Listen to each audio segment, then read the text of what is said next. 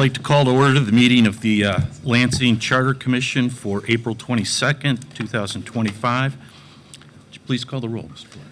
Blair? Commissioner Adam Simon.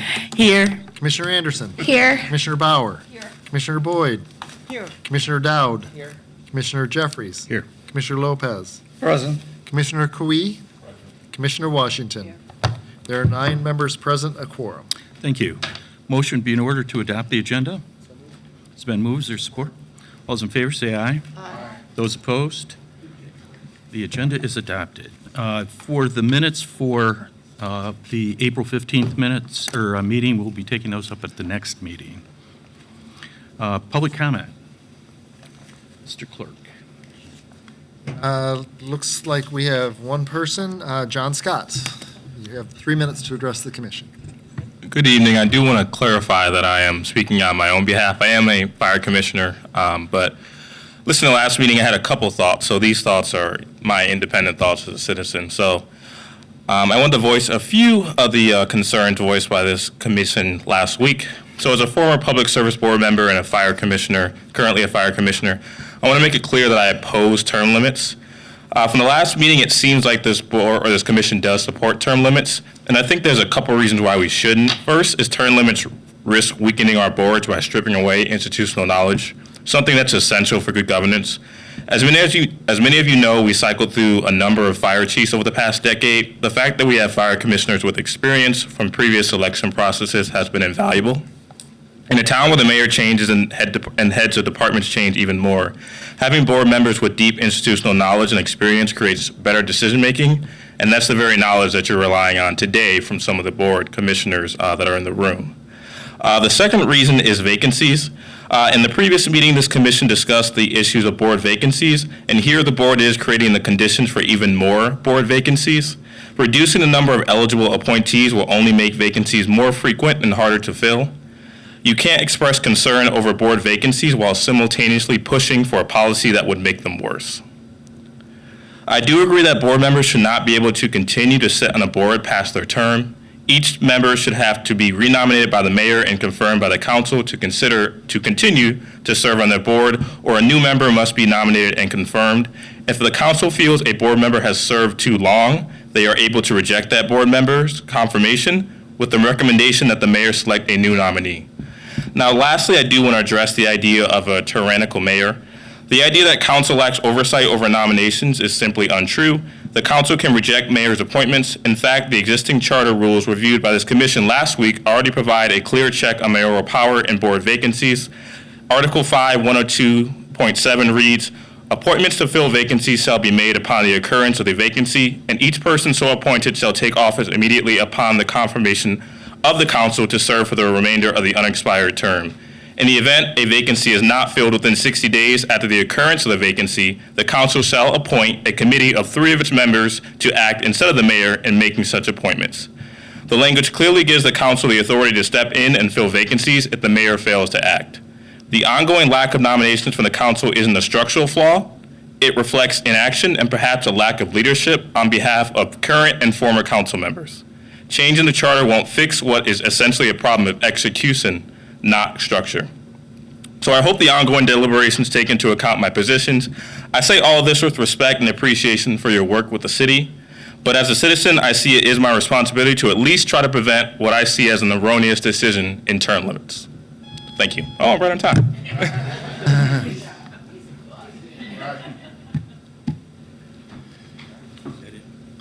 That was it. Okay, now it's time for officer reports. I do not have a report at this time. Madam Vice Chair. No report. Mr. Clerk. No report. All right. We're down to presentations. We have 2 groups with us tonight, the Fire Board, representatives from the Fire Board and representatives from the Police Board. If you'd like to come up and take a seat at the table, that would be great.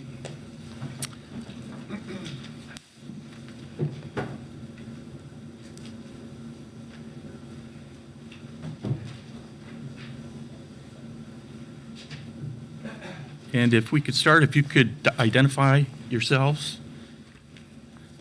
Sure. My name is Steve Purchase. I live at 1717 Moores River Drive, and am honored to serve as the chair of the Board of Fire Commissioners. As you probably know, John Scott, 4616 Birchfield. Honored to be here. Thank you. D.A. Jones, 1710 Morris River Drive. I am the chairperson for the Lansing Police Department Board of Police Commissioners. Sam Brewster, 4605 Lowcroft, and I'm the vice chair for the police commissioners.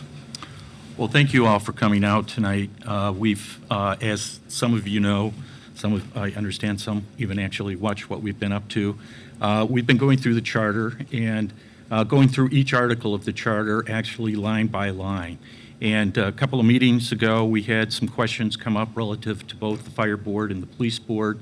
And we thought it would be a good idea to get some representatives in, just to talk in general how you all function. Some of the things that we had focused on was the appointment process that you all go through for a fire chief or a police chief. They're a little bit different. The other processes that are in the charter seem to be the same for both boards. And in terms of that appointment process, we'd like to understand that a little bit better, and also have an understanding of how you look at your roles, what the charter says, and how you're implementing that. Do you have any questions about that? Do you have potential changes that we should consider? Would like to hear that from you folks. And I'm sure everybody up here has questions that they would like to ask you folks. So if you want to start off by just making a brief, introductory remarks in terms about how you operate as a board, and then I think we can get into some Q&A, and I think that might be the best way to go. So who'd like to go first? Sure. Steve, go ahead. Excellent. So both the police board and the fire board have a distinction in the charter of being advisory boards with additional responsibilities enumerated in the charter. And those are primarily contained in the article concerning boards and commissions, but as the chair alluded to, there's some additional even responsibilities on top of those with respect to the appointment and as well as potential discipline or dismissal of the chiefs of the department. Steve, if I could interrupt, and I Yeah. truly apologize. I just want to refer the commission. There's two sections of the charter that we're dealing with. For the fire, it's 4-303, 5-401. For police, it's 4-307 and 5-301. So those are relevant parts of the charter for tonight. I apologize. No worries, thank you. So this kind of role is not actually all that uncommon as I've looked at other cities and how they've operated. Some cities set it up where the council has a confirmation vote for the appointment of a police or fire chief and a role in potentially overriding a disciplinary decision of the chief of either of those two departments.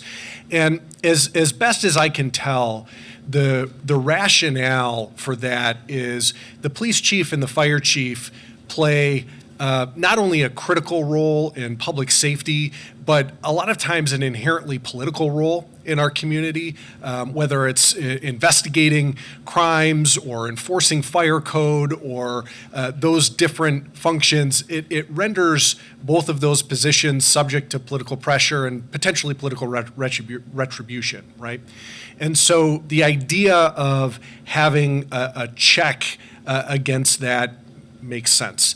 And again, in my opinion, in reviewing the charter and understanding how other cities have worked, I think the thinking probably was to further insulate that check a step from the rustle of political disagreements between the mayor and council and give it to a body that spends its day-to-day concerning itself with the operations of the department on a detailed level. The difference in the charter between the police and the fire board is pretty minor, but it has a pretty profound impact in terms of how it's carried out day to day with the appointment of a chief. So for the fire board, the charter requires that the board approve a list of candidates from which the mayor appoints, whereas the police board requires a confirmation vote after the fact. Practically speaking, I think either is workable. I'd be really curious to ask the previous charter commission why the difference. In practice in the city, it hasn't always really been followed to that degree. When we went through the search process for Chief Sturdivant, I raised the issue with the mayor's office. When Chief Mackey was appointed, the fire board actually voted after the fact in more of a confirmation capacity following the rules of the police board. And so I brought that up that the charter language actually specified something different. And the way we reconciled that was to appoint, working with the mayor's office, to appoint a couple of commissioners to serve on the National Search Committee and in the interview process all along. And then as we got to public presentations from the candidates, at that point, the pool was narrowed really to two candidates, both of whom were formally presented to the board to vote for recommendation, and then the mayor appointed from those two candidates. I think an interesting thing to think about is there's really kind of two legitimate paths that I see for the appointment of a chief, right? Either you've been cultivating somebody within the department who's risen through the ranks and is really the natural next selection to take over the department, or as is common practice these days, you're running a national search to cast the widest net and give yourself a wide pool of talent that you can recruit from. I think what could be awkward in the formulation that the fire board uses is in that first path, right? If you've got that one candidate and then you're asking the board technically to approve a list of candidates, plural, does that intrude on what you might rightfully want to be in the executive's hands to choose who they want? And in that case, it probably makes sense if you're working to harmonize the two sections to probably follow the method of the police board to confirm after the fact. But I think that raises another really important question that you all will have the joy of grappling with. In a confirmation vote, just like some of the other provisions that give these boards responsibilities, there's an open question if that duty is a ministerial duty or if it's a discretionary duty.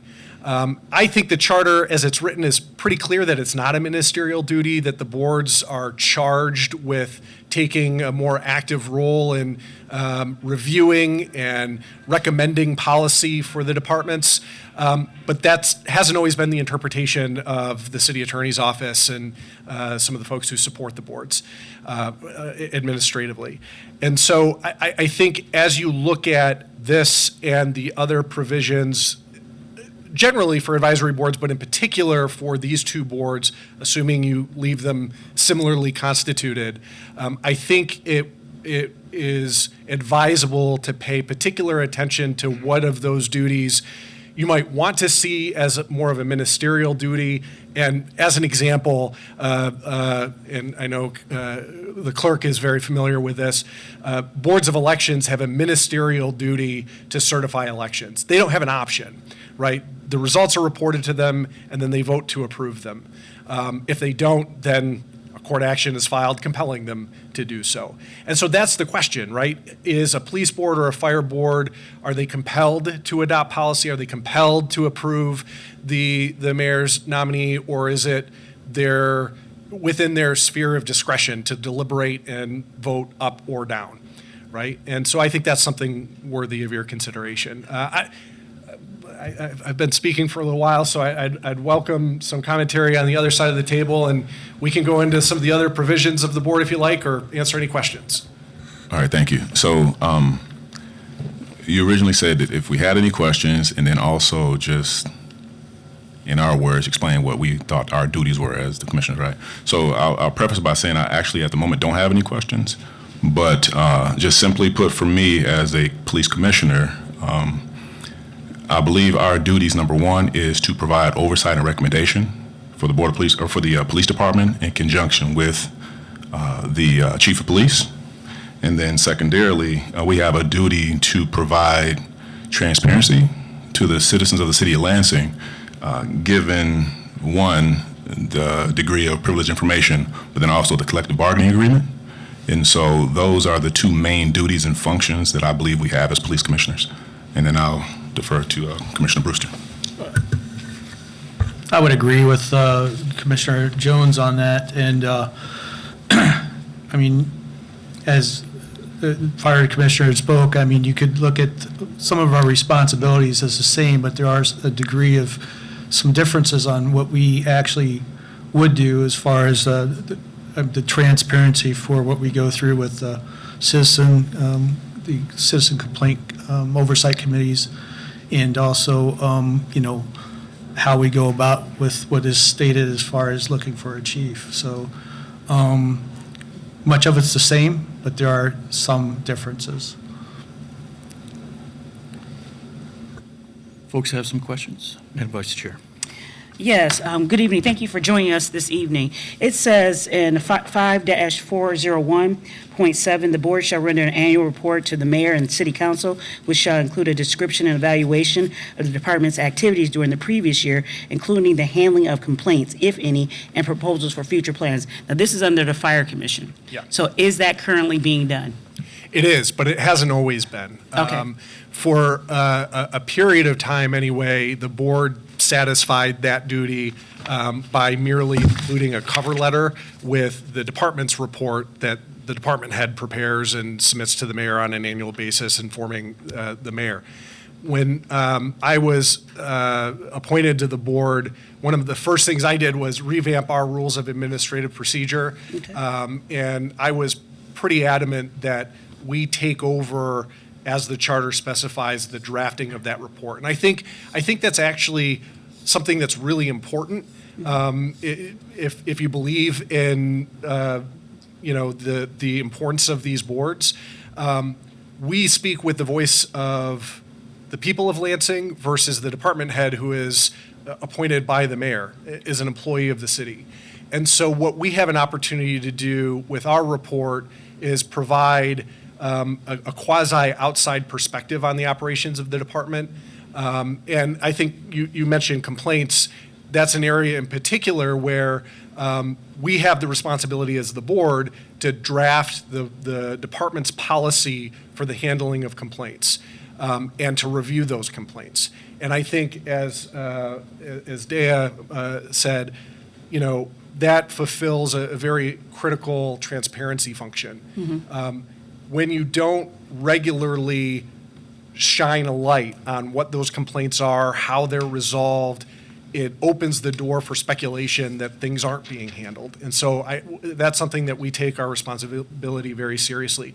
And I also think, right, and I say this all the time, we probably have the best jobs in the city. We get to advocate for public safety. Mm-hmm. I mean, nothing is easier than that. But council and the mayor have to balance a wealth of competing priorities. So what I see our job as commissioners as being, using tools like the annual report, are to advocate for the resources that these departments need among all of the sea of priorities in order to live up to the promise that the charter guarantees the citizens of Lansing by way of providing public safety. And for that, just a quick aside, I want to thank the Charter Commission for updating the language on emergency medical service as recommended by the fire union. I can't tell you how important that is and how many elected leaders and public safety officials I've spoken to in other cities that have let their EMS services go to a private service provider only to almost immediately regret that decision. So thank you for strengthening that language. Just a follow-up question. Yes, and when you talk about complaints and investigation, what is that process? Walk us through that, and who handles that? And this will be different for the police board and the fire board. Okay. One of the big distinctions between the two is that the police board is empowered with some investigatory powers. We don't have that. So the way the current policy is drafted, complaints can come in by way of a commissioner or by way of any member of the department, and they're reported up to the chief officer, so the fire chief or his designee, to handle the investigation, the results of which are then reported to the board. And I've got to say, it is important that that complaint language is in the charter, because there have been times where chiefs have been reluctant to do that, right? And so having that responsibility does force that kind of public transparency. Thank you. And I would ask the same question of the Police Commission as far as our annual report. So our annual report is currently being done to cover the year 2023 and 2024. And so you should have a submittal within the next month or two. And Ruth in the police department is the one who actually prepares that report for us. Okay, and I know that you guys have an outside investigator, Correct. so And it hasn't been done in 2 years. Correct. Well, it's 1 year behind. Okay. Yeah. Okay.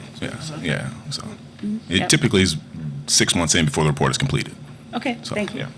And then in terms of investigations or complaints, so there is a pretty lengthy complaint process, but in terms of the front end of a complaint, if a citizen has a complaint, they can address either a commissioner, the commission investigator, they can contact the mayor's office. So there's many ways that a complaint can be filed. However, in terms of the investigatory process, we do have our commission investigator, who is the investigative wing of the Board of Police Commissioners, and that individual is housed in HRCS here in City Hall. And so any complaint is carried out via her discretion. So if a complaint comes in, she can either submit that complaint to Internal Affairs and the Police Department, or she can cover that complaint herself. Okay? And so, and our commission investigator is Akedra Abrams, the current commission investigator. Okay? And so that's essentially how our complaints are handled. Thank you. Commissioner Bauer. And with the investigator, who hires that person? And do they report, to whom do they report? So the commission investigator goes through a pretty intensive interview process. And so typically several police commissioners will serve on that board, but typically the Human Resource Department will submit, if the position is open, they will open up the application process. And so we saw an interview panel between HRCS, Human Resource, and then some of the police commissioners will serve on that committee. But that person reports to the commission, Correct. not to the police Correct. chief. And that position is housed in HRCS. Because that was set up a while ago, I believe. And does that seem to work well? It works well, but that role also, she is housed under HRCS. So Director Coleman is where her position is housed in HRCS, under Director Coleman. And so she has dual duties between the commission investigator, then also things for HRCS. Thank you. Other questions? First of all, forgive me if I'm wrong, but my understanding is that both in terms of the Fire Commission and the Police Commission, that if the mayor, for whatever reason, decides to terminate the contract of the police chief or the fire chief, that your boards can override the mayor's decision if you want to. Is that right? Yeah, in substance, the charter language actually, I think, is a little stronger than that even. It's not a vote to override, but there has to be a vote to continue with that process, to affirm it. Do you support that? I do. I think, for the reason I said before, to have some measure of insulation against political whims is important. It's a check. It's pretty rarely used, but I think I can envision circumstances where, it may be warranted. I also think between that provision and the vote of confirmation or vote to approve a list of candidates comes into play when you think about recruiting talent into the city. There's another provision of the charter as amended several years ago that enforces 1-year contract limits for employees, absent a waiver from council. You will never hire a good qualified police chief or fire chief on a 1-year contract. So that waiver language is really important. But absent, the charter addressing employment contracts at all, having a board with a role in the discipline or removal of the chief provides another level of security to recruit that talent because of the political nature of the job. Okay. And does the Fire Commission support that provision as well? So, the language, states that typically in consultation with the Board of Police Commissioners on the front end of hiring a police chief, suspending a police chief or firing a police chief, that is done in consultation with the Board of Police Commissioners.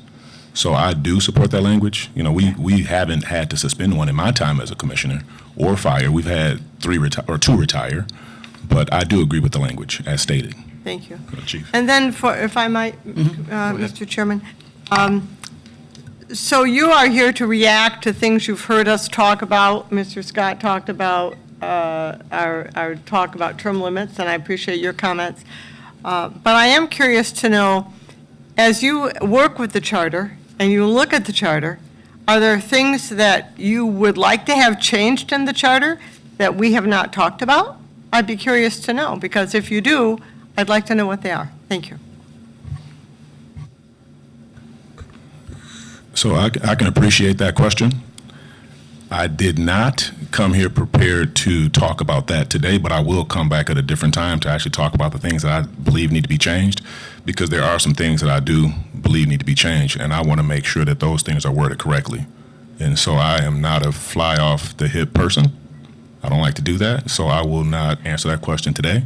But there are some things that I do believe that need to change as it relates to the charter for the police commission. That's good. And let me just ask our chair, do you know when you plan to take a vote on these things, so he knows when he has to be back or respond to that question? So are we talking just about the Police and Fire Board, or are you talking about other things? I was talking about police and fire since they're here. And I'm only responding to the Board of Police Commissioners. Right. And to be honest with you, it's nothing lengthy, but there is just something that I think is important as it relates to the Board of Police Commissioners that probably needs to be I changed. in the had charter. intended to take it up tonight, but we certainly can wait. So if you can get us those comments as soon as possible, we can then consider those before we take up the language. Would it be okay if I sent that in the form of an email? Yes. Perfect. Sure. Thank you. Of course. Thank And you it very will much. not be long, I can assure you. So, thank you. Yeah, so I think there's certainly some opportunities for clarifications, and probably the one in recent years that created some misunderstanding among the public is 5401.6, which reads that the board shall act as final authority of the city in imposing or reviewing discipline of the department employees consistent with the terms of state law and applicable bargaining contracts. Right? Pretty clear. The board is the final authority, even above and beyond the mayor, in reviewing and imposing discipline with respect to members of the department. That second clause is what has really been operative, though, consistent with the collective bargaining agreement and state law. And effectively, the way collective bargaining agreements have been structured and out of deference with state law that has provisions related to employee privacy and due process, the board has been written out of the disciplinary process. I don't know that that's for the worse, but certainly I think that is ripe for clarification in the charter, since it seems to suggest a very strong, muscular approach that is in practice not followed, and I think appropriately not followed given the deference to collective bargaining agreements and state law. There was a period of time in the 90s when a committee of the fire board met weekly in the firehouse to consider all manners of discipline. That pendulum swung all the way the other way, and for a period of time, the board was basically a group of people who drank coffee and heard run reports. I think we're back in that other direction, but I do think it's a worthy of consideration, and it also harkens to the ministerial versus discretionary question, right? What do you see as the role of boards versus the role of the chief of the department who runs the department? I don't think boards should run the department. And probably that level of involvement in discipline is too much. On the other hand, how we've used this provision is to write into our rules of administrative procedure, which is confirmed by council, the ability to review any case of discipline and review those case details, maintaining confidentiality and privacy, respecting the privacy of the employees in consideration. And we've hung our hat on both this provision and the provision that charges us to write the rules governing the conduct of the members of the department, to suggest that we need to review discipline to understand what makes effective policy. And I think that is conceivably an appropriate role, and one that is envisioned in this charter for board to play. When it comes to the provisions about establishing the administration, the administrative rules for the organization and the rules and regulations for the conduct of the members, there may be an opportunity to modernize that language a bit. There's always been a question of how far does administrative rules governing the operation of the department extend? We've typically read it to extend to what the department calls administrative operating guidelines, or the things that govern things like social media use, hair, training, that kind of thing, versus operational policies which govern conduct of the members on the fire ground, right? Strategically, how is the department going to approach an incident? I'll be the first to admit, even though I grew up the son of a firefighter, I don't have expertise in firefighting tactics, and so that's probably beyond what the board may want to consider. But certainly, if it's a ministerial duty, it brings those policies to light. And I will say this, at our last meeting, one of our commissioners is a former member of the department and is a certified rescue diver instructor, and brought to light some real considerations regarding some of the water risks in the city that we don't necessarily always talk about because we don't have the Great Lakes or all that many lakes, but we have miles and miles and miles of riverfront. And we saw some very disturbing pictures of kids playing on ice over a river with open water. And so, to surface that issue, to talk about it, and to talk about it in a collaborative sense with the chief about what the department can do to address and mitigate that risk and ensure that the department's members are equipped to address those risks, maybe beyond our expertise, but nonetheless came from a discussion that started with the board. Similarly, just at the last meeting, Commissioner Scott previously worked for BSA software, which the city is now using for all manner of things. And the commissioner had some very valuable advice for the chief about how to get some fixes and changes moving along inside BSA to make the system work better for what can be a challenging payroll when you've got schedules structured like they are for firefighters. So, I think that if I'm speaking for myself, I'm for a more muscular board. I appreciate the opportunity to engage in policy. I think that makes the board a more serious body when we engage with that kind of material seriously. And I think ultimately that serves the entirety of the mission of the board better.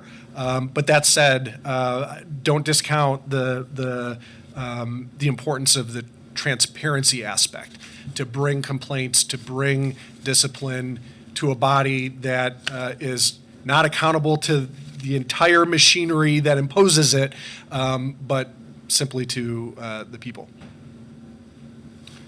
Other questions? Well, just as a follow-up to some of the things that you just talked about, as it relates to the employee review, the discipline issues, have you ever, as a board, when you're reviewing the materials that talk about some of these issues, have you called in any employee and asked them specific questions about any of the things that you're looking at? So we've talked to employees before, but typically the employee has come to us to talk about them. I mean, we don't have the same investigatory powers. Mm-hmm. We can't compel somebody to come in, and certainly there are legitimate privacy due process issues. So we've tended to stay away from that aspect of it. But we have reviewed details, and then we certainly aggregate those details and de-identify them so that we can report on them to council and the mayor. Okay. And fulfill the function in that way. Well, that's something that I'm struggling with. We've had some language that we've added in the charter that talks about the council's ability to have employees come down and to answer questions and trying to provide certain support and safety nets and things of that sort. But as I've looked at it further, with some of the things that you just mentioned, the state law and particularly the cases that I think you're referencing, I've got some real concerns about that, and it would be interesting to try to learn from other bodies that are going through that, how they handle that situation. And I would ask the police board, in terms of, I know yours is a bit different, and the investigative powers that you have that the fire board does not have, how do you all put that together? And when you're doing some sort of complaint review, how do you handle that? So we do have investigatory and subpoena power. And what happens is, again, our commission investigator is the investigative arm of the Board of Police Commissioners. And so she has the ability to compel statements and things of that nature. We typically will see a redacted report to make sure that certain information is protected. And so we meet to cover any of the cases that she has either sustained or weren't sustained or unsustained. And that information, whether it's a citizen or an internal employee, that information is redacted so that we don't see any identifiable information. We as commissioners do not sit in on any of the interview process or any of the answers or questions that are being answered. Let me see. I think that'll be it for me. You got anything you want to add to that? As Commissioner Jones said, I mean, we don't see a lot of the information as far as who the persons were that were involved in those information. But the thing is we do go over monthly, meet with internal affairs along with the police investigative commissioner and go over those reports, both the city employees and also the citizen complaints. By that time, when we get a hold of those and review them, they've basically had, what the outcome of the recommended punishment or poor wording. Yeah, it's sustained or unsustained. And basically, at that point, whether they go on with it, we didn't have we can ask for more information or it's to see video or whatever we want to as part of that power, but we do not have the ability to go and apply a matrix, which is the chief's position, to apply that matrix to the employee. So is for both of you, is the collective bargaining agreement that you all have, does that pretty much control a lot of that activity? Yeah, it does. I've had some conversation with the mayor suggesting that perhaps one way to get at the spirit of the board's involvement in discipline would be to appoint a member or a couple of members to the city's disciplinary committee that convenes under the auspices of a collective bargaining agreement. And so that may be a way to represent the public's interest and the board's interests in that process without, really impinging on the ability of the city and the employees to collectively bargain how those issues are handled. Commissioner I Cooley. would like to also comment, I know we do have a time limit on, if a citizen come in and say it was 6 months or a year or whatever later to submit their complaint to the commissioner, investigator, there is a limit of that time frame that we can't go any further with that investigation. Thank you. Commissioner Cooley. When either one of you get a complaint, is the bargaining units told about that complaint, and also does someone represent the member that's in question? So how does that work in your CBA?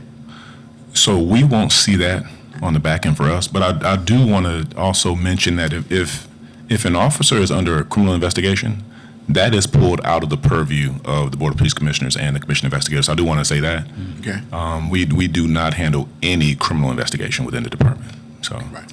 And again, with collective bargaining, we're not in on any conversations if they were included. And I can tell you, they have been included in complaints in the past. And so there will be a process. Excuse me? I said as they should. Absolutely. Absolutely. So depending on the process was. severity of the complaint and what's happening. So for instance, if an officer takes the weapon of another officer and uses it by mistake in terms of getting an AR-15 off the shelf and going and getting their vehicle, and an internal complaint is, well, that officer took my gun and not theirs, you don't need collective bargaining for that. They just will get written up. And so it really depends on the severity of the complaint internally or externally. Gotcha. Yeah, I think that's right. I think most complaints are handled And the theory of discipline in the fire department is to handle things at the lowest level possible and to approach things from a coaching perspective before a disciplinary perspective. So that's certainly how I've seen things play out in practice. A lot of the complaints that the fire department gets are EMS complaints, complaints at the hospital, typically folks who are having a pretty bad day, and so a lot of them are handled pretty expeditiously and don't merit a lot. But those that do merit more consideration often then turn into a disciplinary process, at which point the bargaining unit is certainly involved. All right, thank you. Commissioner Anderson. Hi. So we talked about the hiring process a little bit, but I just wanted to circle back on it. So I think that Commissioner Purchase, you mentioned this a little bit. I think the main differences in the layout and the charter for your hiring process of the chief is based off of what seems to me as like culture. And just from an outside perspective, it looks like, for the police department, you guys do promote from within. I think you have for the last 3 chiefs specifically. And for fire, you guys are typically doing a national search or some search externally. And so I guess my question is, what do you think works best? And I noticed too with police, and I don't know why this is per se, but a few years after someone becomes chief, they retire. And so it's like, is, promoting internally worth it with the constant revolving of chiefs? And is it better to do an external search? What does that process look like? Okay, so I'll answer your last question first. I believe that when an individual is promoted from within, they have been in the department for so long and have risen through the ranks that a lot of them don't really have a lot of time left, to retirement. And so I believe that's why that happens. So, and that's in my experience as a commissioner since 2020. Now, I will also say this. I have been on since 2020, and I've seen 3 chiefs. When Chief Dr. Darrell Green retired, there was a national search, and there were 2 internal employees that were in the final running for that position, including an individual from Bakersfield, California. I just can't remember his name. Mm-hmm. And so that individual, along with Chief Soulsby, who was ultimately hired, both went through that final phase. And so during that time, there was a national search for a police chief for the city of Lansing. Just recently, when Chief Soulsby retired, we did, off the recommendation of Chief Soulsby, go ahead and hire Chief Backus. Okay, and there were several reasons as to why, and I won't disclose that information here right now, but off site I can tell you. But I do believe that the hiring practices are okay. When a national search is warranted, it does happen. Okay. And there also have been chiefs who have been hired from within. And so I think that the current policy is effective, to answer your question. Okay. And that is also done in consultation with the Board of Police Commissioners. The mayor Right. will make that final decision. Okay. All right. Thank you for that clarity. And then my second question is, Commissioner Scott, you mentioned term limits. So I guess I would like to ask each of you how long you have served as a commissioner, and I guess what your thoughts are on term limits for your seats and what that might look like and how that might impact the work that's being done. Yeah, I can't really, well, first off, I'm on like month 2.5, so I'm not big on the fire committee yet. I was on the Board of Public Service for about 2 years before this. And I can't speak with the confidence of our commission on how long that should be. We haven't talked about that. As you know, I'm not in favor of term limits, so I really, in my opinion, and this is speaking personally, I think that a legislative body has a lot of power. Whether they choose to use it or not is a different question. But the power is there to ultimately make those decisions about who should be in those seats, minus the fact that people have been staying in positions longer than their terms are, and they're not being renominated and they're just sitting there. I think, obviously I addressed that in my previous comments. But, other than that, I think that it's up to the courage of the actual city council to use the powers given to them to enact those changes. So, like I said, not in favor of term limits. That's not speaking for the board, and we haven't spoken on that, but that's just my personal opinion. Yeah, speaking to my personal opinion, I'm predisposed against term limits. I think they've done nothing but harm our state legislature by way of example. I think Commissioner Scott's comments are on point, and I would suggest that probably, so I've served since 2019 when I was first appointed, and I can't, for a vast majority of that time, we've had at least one vacancy. And so it's not like folks are banging down the door to serve. And I think in that context, I don't think term limits serves a compelling interest, given the loss of history and expertise and experience that you would necessarily incur.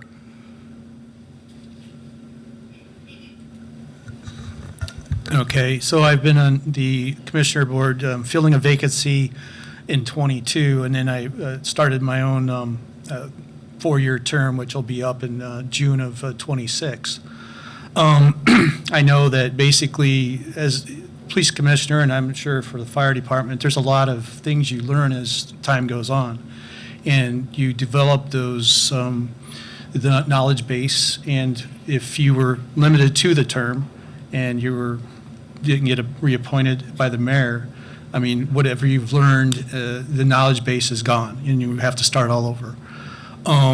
So in my opinion, it would be no term limit there, but as far as, in my own opinion, and I don't know how it goes through with the fire commission, each time we're reappointed by the mayor for our next term, you go to the safety board and have to go through that process, even though you've been there, and it's quite a grilling. And then from there, if they approve it, then you go to the city council, which then again could be easy and not. So that process there, again, I would probably say the same as like no term limits, and especially at a citizens level. And it is hard to find people that do want to sign up for and be appointed as a commissioner for any of these boards, whether it's fire, parks, police, whatever. It's hard to find people to do that these days. I just add one thing within our own rules, because I think the clear advantage of term limits is bringing fresh perspective and new ideas and a new way of doing things. At least within the sphere that we control, we've attempted to capture that benefit. In our rules of administrative procedure, we impose a consecutive term limit on the chair, so that at least the leadership of the board is refreshed periodically, and it doesn't preclude someone from ever being chair again, but it ensures some rotation of the responsibility to help lead the board. Commissioner Washington. Just really quickly, I was a fire commissioner, so hey, I'm an alumni. And I have to agree with all of you on term limits. I've talked to board members of other boards throughout this past week. They are all saying we will lose the institutional knowledge.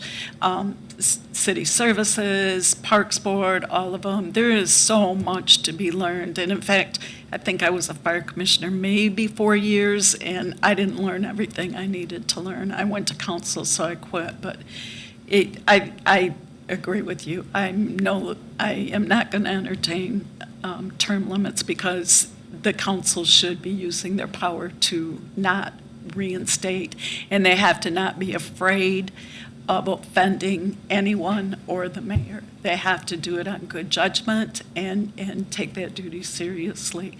But my question is, with the police commissioners, I get what you do, and I think it's important. But with what you do, I don't see the point of a police advisory board. Do you know what that's about? Do you work with them at all? I don't get it. What police advisory board are you referring to? So are you referring to the police commissioner board or the, okay.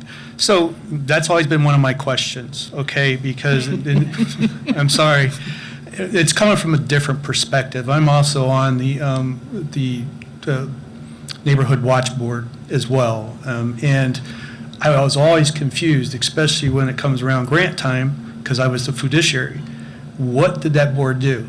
And I've never known. So I do question it myself from another perspective, not because, and I mean, and it's just my opinion only, and I'm sorry, but it was a way to get grants to do whatever they saw fit. Now, I don't see why that couldn't come through a police commission to help the great team or, you know, whatever we have going on and the public events and stuff, like PAC, various things. So I don't understand why that has to be there. Thank you. I appreciate that because an advisory board will typically, I mean, commissions have a much greater duty than an advisory board. But you all are supposed to be advising on policy and things like that. So thank you for confirming my doubt. I appreciate it. Commissioner Lopez. Thank you, Mr. Chair. For the Fire Commission, do you folks have the ability to go into closed session? We do, consistent, of course, with the Open Meetings Act. So there's, fairly limited circumstances. If it's involving employee discipline, that has to come at the request of the employee to be able to go into closed session. Otherwise, there's a very defined list contained, I don't remember all the points off the top of my head. It's got to meet the Open Meetings. It's got to follow the Open Right, Meetings right. Act, yeah. But you do go into closed session. We do, and we have most recently gone into closed session to get updates concerning legal matters pending before the city involving the fire department. That's typically how it's used. Aside from that, we've written in our rules of administrative procedure the ability to receive a critical incident briefing, which is not technically a meeting. We don't discuss, we don't pose questions, we don't do anything that could be construed as violating the Open Meetings Act, but it empowers the commission to request one or the chief to host one if there's a critical incident, public safety incident, line of duty death, something that requires an expeditious briefing of commissioners who may receive questions or, be involved in the public to get that critical information communicated. Thank you. I know the police commission does. Do you have the ability to go into closed session? We do have the ability to go into closed session. We just haven't done it often. It's not that often, right? Right. Right. So if we needed to discuss, some type of legal opinion that was not, privileged to the public, or, for instance, we actually could go into closed session to discuss a complaint. So. I know that when I was on the commission, it was, for example, things that are investigations that are being conducted by attorneys or whatever. That was kind of, we couldn't go into closed session because of that. I'm not sure. But anyway, I just want to make sure that there is that ability, because sometimes there are things that commissioners need to know, just so that they don't say, well, I don't know. I don't know nothing. Yeah. And I will say, to that point, I do appreciate, and I think my fellow commissioners would agree, being a sworn officer of the city carries with it a certain amount of responsibility, but also some rights to have a badge to be able to access fire department facilities or police department facilities, to have candid conversations with fire personnel, to do all of those things. And so I think that's an important feature of these boards. Madam Vice Chair. Yes, this goes for both commissions. Do you guys receive any type of formal training about the roles and responsibilities of your position when you become a commissioner? We don't receive any lengthy training, but we do receive a manual. What does that manual say? It just has information that pertains to the board policies and procedures. Okay. And so, no, this isn't the only board that I've served on. So I also served on the Board of Trustees for the Capital Area District Libraries, and I did receive some training with that. So I'm pretty sure some other boards may receive more extensive training, but we don't with the Board of Police Commissioners. Okay, thank you. Yeah, similarly, we have a board book that the board maintains with, minutes of previous meetings, with the rules of administrative procedure, with the relevant sections of charter, with the Open Meetings Act, with all of the things, with the department policies and procedures to help commissioners get up to speed. And a lot of it is handled informally from one commissioner to another, or I'll handle that a lot, and Commissioner Scott will tell me how bad of a job I'm doing with, helping new commissioners on board as the chair. And if I can, Ms. Simon, we did, however, for the first time this year, at the request of Commissioner Investigator Abrams, we received training from NACO, which is the National Association of Civilian Oversight, and I forget what the L is, but moving forward, we will have, annual training on what civilian oversight looks like. And so, again, that's not going to be something on the front end when you become a commissioner, but that's going to be part of the annual training so we understand nationally what's happening and then what civilian oversight looks like. So we do actually have that now. So thanks to Ms. Abrams. I will say the very first training I did receive was just like my day job. Basically, I had to go through a webinar, or just online, where you went through how to conduct yourself in a professional manner, speaking as far as etiquette, and pretty much that was it. That was the very beginning when I came on the board. Other questions? Commissioner Bauer. Mine's more of a statement, really, but I just want to thank all of you for your service on these important boards. But I think for the city, for us as a charter commission, when we set the charter, when the charter was approved, 50 years ago, these two boards are so important for some civilian oversight of these very important public safety service issues that affect citizens. And so I think it's always the dilemma we have to give. I think we just need to be sure that we continue to give the teeth to these two boards that is needed. Because when things are going fine, it's fine and nobody questions it. But I've been as a member of the city council when things weren't going fine with some police issues, and citizens want to be sure that there's some balance, that there's transparency. So it's more just a statement, but I think it is really a challenge for this document to be sure that happens. And it's also really a challenge, I think, for the people on those boards, because you're also in a very precarious position. You're halfway between, a chief and people. And so, again, thank you for doing this. In Detroit, they elect the police commission. They feel it's so important. We talked a little bit about that. I don't know that we want to go that far, but I think that it just shows how these two boards affect people's lives in our city, perhaps more than any other. And thank you. Other comments? Well, in that regard, we want to make an offer to both boards. If you have issues that you want to raise, if you have specific language changes that you want to look at, if you could get those to us, maybe within a week. We're pushing a deadline. But very much appreciate you coming out tonight and spending time. We've had a couple of other boards in, sustainability was in, and it's just very impressive, the amount of volunteers that we have and the work that they put in and the investment. You can really tell that you're invested in this work and that you're representing the city and the people very, very well. So very much appreciate that. Steve? Yeah, if you'll indulge me, I had two other really quick things to bring to your attention. One is the timing of the annual report.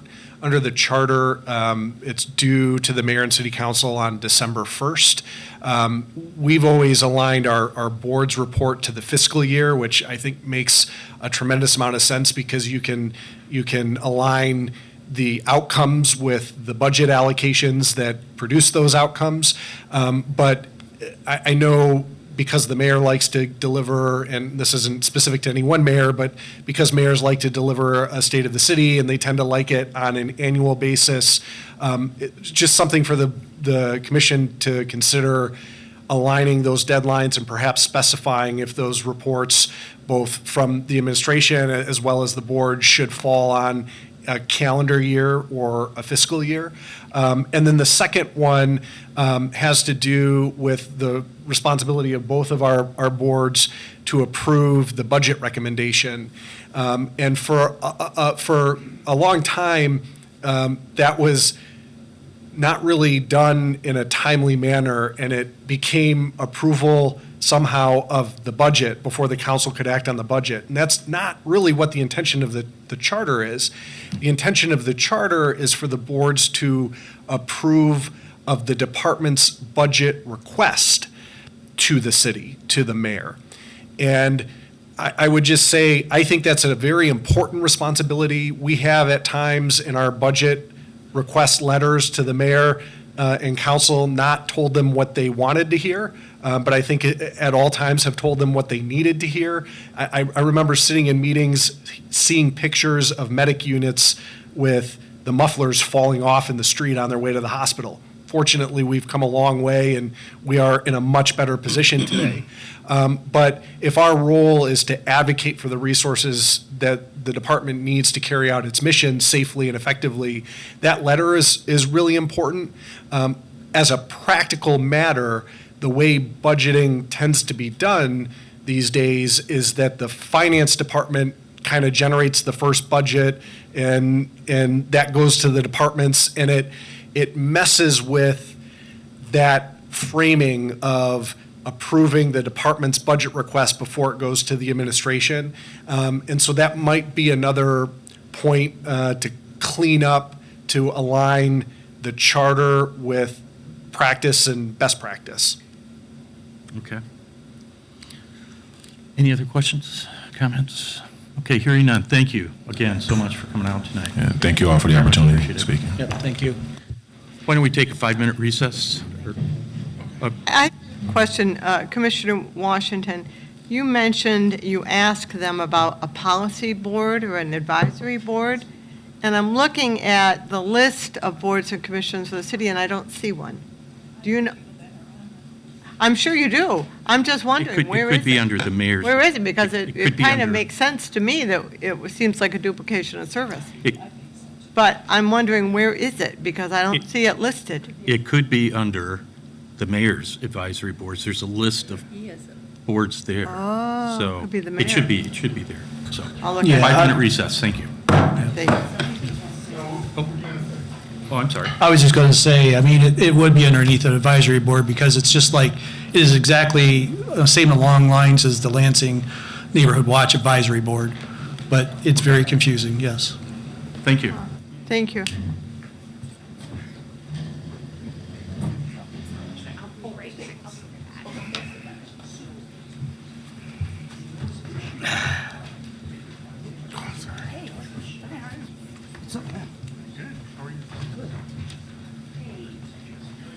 Yes.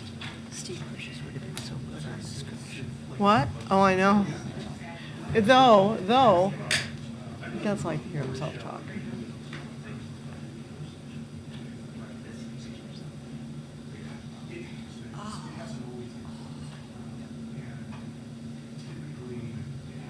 All right, the mayor's advisory boards. All right, here we go. Sustainability, mental health, neighborhood advisory board, a full list. Well, it's good to be on the board, but it's a big responsibility. You kind of realize it as you're going, so. Well, and again, it's all words on paper. Ineffective.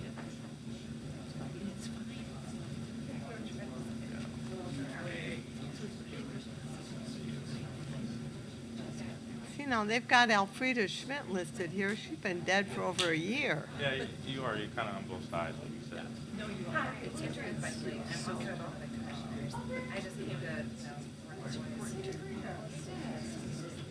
Mhm.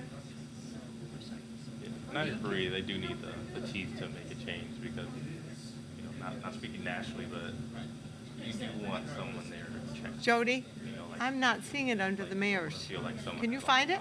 And I think, you know, speaking about the legislature, I'm sure it is, but it seems stupid to have it, council, like, though they've got a veterans board and still got Alfreda listed, and she's been dead over a year.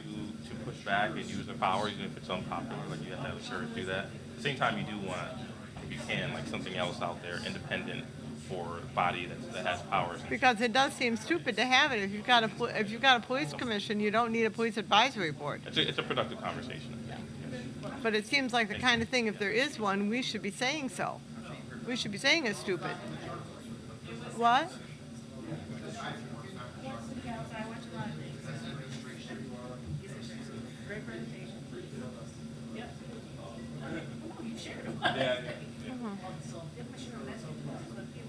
Whatever.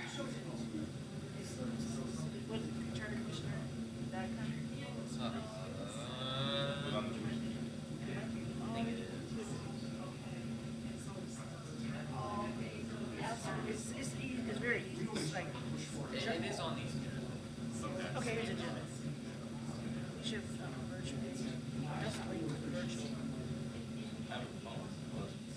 I'll send it to you. Yeah, there's been a few sentences, one.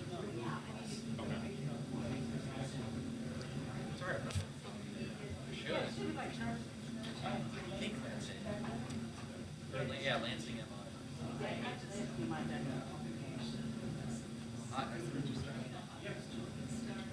If you go just to like the charter, send the charter commission an email.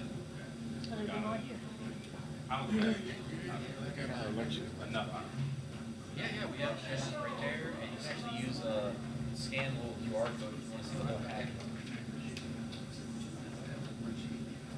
We have the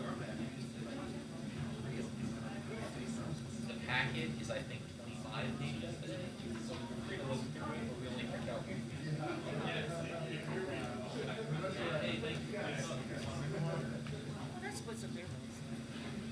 You were never on council, were you? You were never on city council, were you? Nope. That's because he said he remembers you. I said, oh, you were on the board, commissioner, like that. I was in the police. How long did you say? Or did you turn? So you did.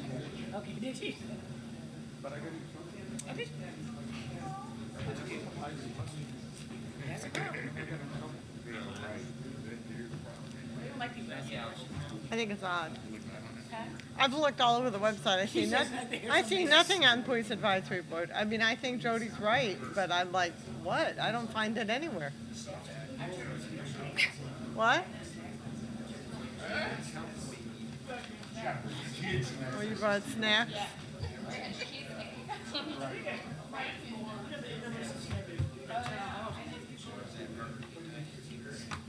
I had to leave that real quick. You know, Tom Beard had a town hall tonight, so there were like 1,000 people there. Who did? Where? NAACP had a town hall tonight. Oh, yeah. And they invited Tom Beard. Of course, he did show, but they knew you would do Oh, that. oh, yeah. But they invited all the other state reps and senators, stuff like that. So I just went to set up and everything. Where was it being held? Plumbers Hall. You know, I signed up now. First of all, I don't like Tom Barrett. I didn't vote for Tom Guess what? Barrett. Nobody there likes him. That's a problem. Right. We're not. And I don't so like we can't him. get caught up in that. But he is my congressman, so I want to know what he's got to say. Well, he said he doesn't want, he wasn't going to the town hall. He said he would meet the NAACP and come to the membership meeting. I thought that was a fair compromise. But Wait, there were some people that I've didn't want signed that. up for both of his town halls, and I've been ignored Yeah. both times. I mean, there were like And- people standing wrapped around the building trying to get everything. I have signed up for his newsletter, and I got his newsletter that said first 100 days, whatever. And I sent back a note, and I said, I'm your constituent, and I have signed up for both your town halls, and I've been ignored both times. And I'm waiting for someone to respond, and nobody's responded. Nobody. He's an We'll call the meeting back to order. Let everybody get to their chair. That was an interesting meeting. I like the badge thing.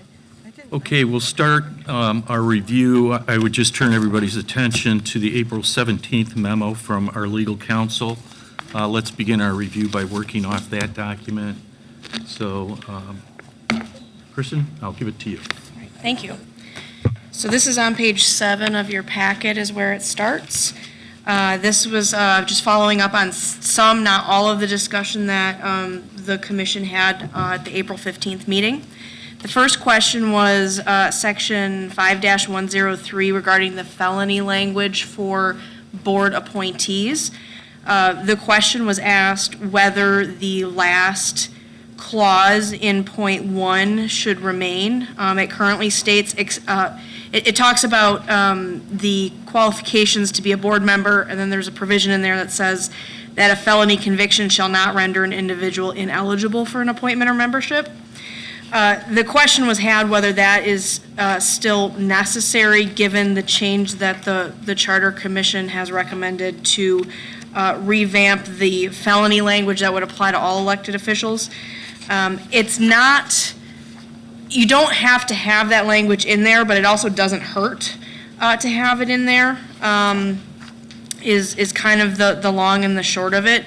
The language that you added to the charter really addresses primarily the elected officials and some higher level directors. It wouldn't apply to board members.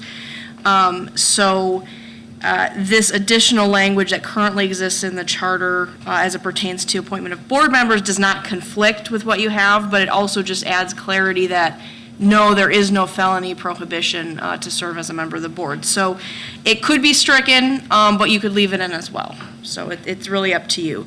I will note that the addition of that provision to point 1, the except that a felony conviction language, is a recent addition to the charter through a more recent charter amendment. So there may be sort of, from a public policy standpoint, just kind of consideration of the recentness of that addition. Commissioner Washington. Thank you. When we talk about felony conviction, I don't know why I didn't ask this before, are we talking about past felony convictions or current felony convictions? Because we do have felony parole, felony probation. So are we saying that it's okay to be on current felony status and be on a board, or is this something where the person served all their time? It is just specific to being convicted, regardless of what your sentence is. So, Status is what I'm asking. well, to the extent that you've been convicted of a felony, you would be a felon, regardless of whether the sentence has been served. Practically speaking, a lot of people that, if you're a felon that's been sentenced to serve time in prison, you're going to be in prison, so you're probably, you're not going to functionally be able to be on the board. There would be circumstances where, for example, you may have a felony conviction and be on parole, for example, but that really, it doesn't get to that level of granularity here. The conviction occurs either at the end of the trial or if you plead to it. That's when the conviction occurs. But my question is this. I've had 2 brothers on felony probation, okay? So I understand there are different statuses of conviction. Right. Although they were out in the community and doing things, they were still current felons. So I guess I'm wondering, is this when their sentence is completed, or can they be on active felony status and be on a board or whatever? You will always be a felon if you're convicted. I understand there's different statuses unless there's an expungement that occurs or something like that. But I would argue that what this language means is once the felony attaches, there's a conviction, that's what this is talking about. Whether you're on probation, parole, or, if you're incarcerated or out, you served your sentence or not, I think that all encompasses everything. That's the way I would look at it. Okay. I know my brothers, not so sure I want them serving in governmental places, but I also think that once a felony is served, it should go away. So, but I know that's not where we're at right now. Okay. So I don't know. Okay, thank you. Thank you. So at this time, I believe the recommendation is to leave the language as is. Is that correct? Yes. Is there any desire to change that recommendation and to delete one of these? Nope. Okay, moving on. Term limits for appointed boards. There was discussion about desiring to have some term limits imposed on the appointed boards. Taking kind of all of the discussion that was in, we did develop some proposed language for your review. It's at the top of your packet, page 9, in the red language there. A person who holds or has held an appointment to a board for 2 consecutive terms shall not be eligible for reappointment to the same board until the person has been out of office for 1 year. Serving more than 2 years of a term to which some other person was appointed shall be considered a term. So the idea here is it's not.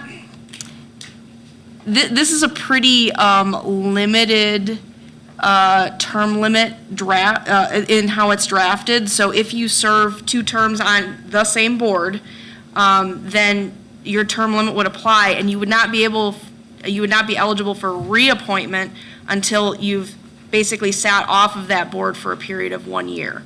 And it doesn't have to be that way, but that was kind of some of the discussion. I kind of blended them all together so you can, let me know if you want it more stringent, like it's a strict 2 terms and you're done, or just kind of sit the bench for a while before you're eligible again, is kind of the idea how this is drafted. We did also add this additional sentence, just to be clear on what a term is. So serving more than 2 years of a term to which some other person was appointed shall be considered a term. And that would just define a situation where you have someone who is appointed to fill a partial term. If they're appointed to fill a partial term that is 2 years or more, that would be considered a full term for calculation of whether this term limit would apply. So again, I think the board has a lot of discussion about whether you like this language, some other language, you don't like any of the language, so let me know. And Vice Chair. Yes, I know there was some discussion earlier about, term limits and how it can damage a situation. I work for the legislature, so I do understand how that impacts people learning on the job, what they're doing. But my question to everyone who's been on a board or been in a position not elected, what is the length of time? You talk about historical knowledge, but when do you, since they're staggered positions, if you're sharing information with somebody new comes in, what is the time limit? Should I sit on a board for 5 terms? That's my question. It's just a question. I'm not judging at all, because I know I was on a board for 12 years. So at what point do we limit that? And I'm against term limits for certain positions, elected positions, but for boards, though, and to give everybody a fair opportunity to serve the city of Lansing. Commissioner Cooey, and then Commissioner Washington. Well, due to the conversation we had tonight, is it really in the best interest of a board to only give them 2 term limits? Again, I could see both of the boards that we had here tonight, the extensive learning curve that you would get on that, you probably could not get in 2 terms. And also the way that the changes that I see in both of those occupations. So you're just learning something and you're getting new and current experience, and then they're gone. So are we really doing a disservice having that language in there? Now, we're looking at it at a different lens. Commissioner Washington. Thank you. I also had conversations with people on other boards this week, the Public Service Board, where you're dealing with roads and structure and sidewalks, and there again, there's a huge learning curve. And people aren't banging down the doors to serve on these boards. They really aren't. And I sit on a board where we have term limits, and it's very disruptive. I'm on the Ingham Community Health Centers Board, and you can only be on for 6 years, then you have to have the cooling off period.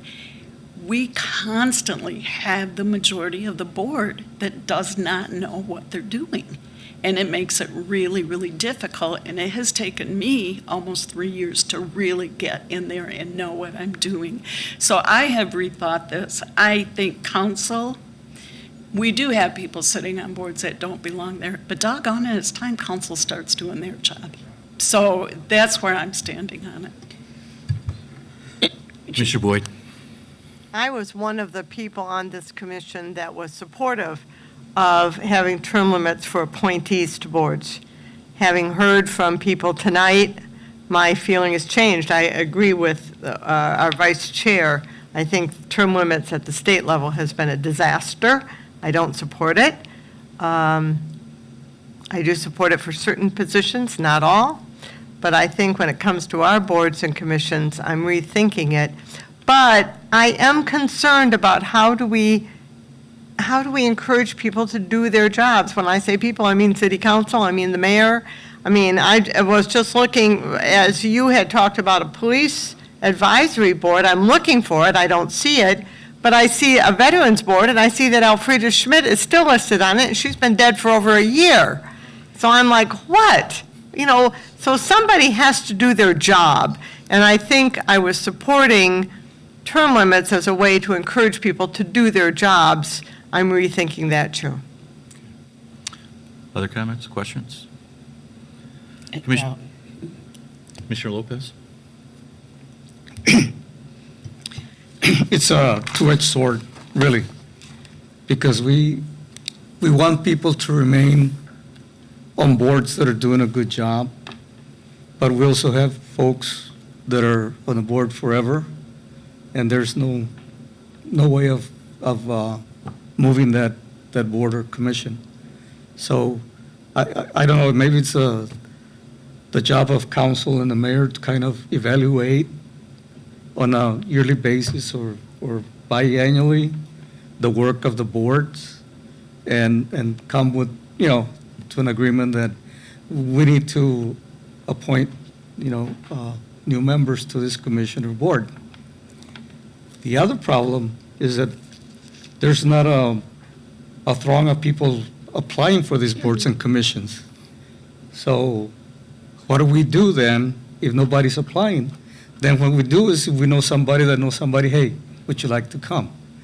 So, and then that person may be looked as, just another lackey for that commission or whatever.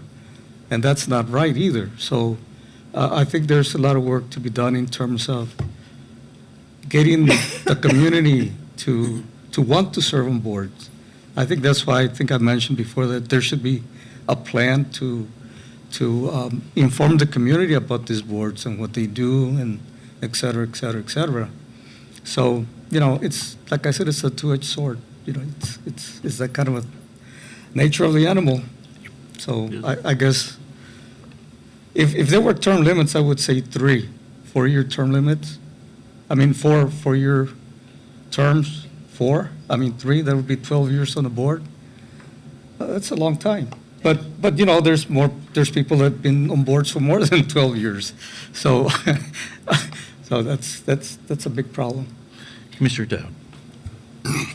So I was one that brought this up at our meeting last time, and so some very valid points tonight. I respect the understanding of the time it takes to learn all the parts of that, and losing some of the knowledge is certainly important. I think when I was thinking about this, having met with one of the members of the Board of Water and Light, that board in particular has people that have been like lifers. Mm-hmm. And that is a board that has a lot of community anxiety, if you will, and the decision-making and stuff. And so that board is also, from my understanding, always full. It's a kind of a coveted board, right? We're making sure that those positions are filled. So my concern is, if we've got, that board serves obviously in a very different capacity of all of our other boards. I recognize the open seats on these boards, and I get that. We don't have we don't want to discourage people from staying on and serving. But I think that it comes down to, if we're hoping council will do their part of the job and affirm.